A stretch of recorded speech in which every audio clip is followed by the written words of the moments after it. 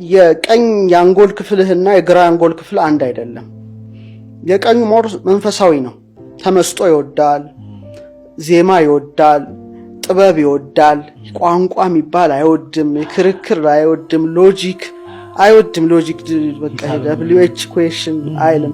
ሞር ብሌሲንግ ነው የሚያምነው። በረከት 5 እንጀራ 2 ዓሣ 5000 ሰው አጠገበ ቢባል ይሄኛው ያምናል። ይሄ ግን እንዴት ይላል? ሃው እንዴት ይላል? እና ቋንቋ ይወዳል። ይሄ ግራው ቁስ ነገር ይወዳል በአብዛኛው ጊዜ። ጥናቱ አሁን የተደረሰበት ጥናት ነው። ይሄ ደግሞ ኢንቲዩሽን ነው፣ ቀልብ ምናምን የሚባለው ነገር አለ። ይሄ ግን ቋንቋ፣ ማቴማቲክስ ምናምን ሎጂክ የሚወድ ነው። ሜንስትሪሙ ሳይንስ እስከ 10 ምናምን ዓመት እስከ ዩኒቨርሲቲ ድረስ ስንማር ምናችንን እየሞረደ ነው ያስተማረው ነው። ይሄኛው ክፍል ነው መንፈሳዊነቱን ክፍል እንዳትል 10 ምናምን ዓመት ውስጥ አንድም መንፈሳዊ ነገር አይቀላቀልም።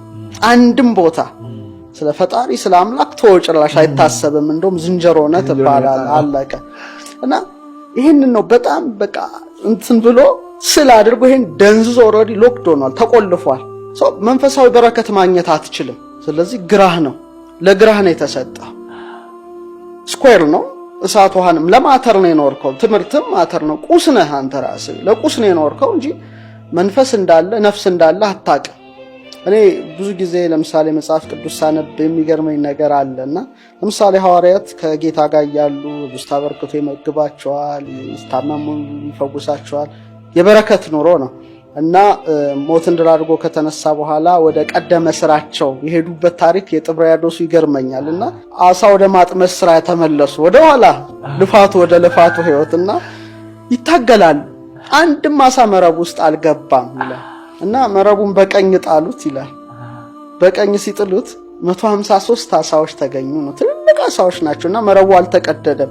ያ በጣም ተደንቀው ደግሞ ሲወጡ ማን እንደሰራው የማይታወቅ ሌላ የተጠበሰ አሳና ህብስት ደግሞ አለ ፍሙ ጋር። አስቦ እስቲ የተደራረበ ነገርና ወደ ቀኝ ጣሉት የሚለው ነገር ሁሉ ጊዜ ያሳስበኛል እኔ።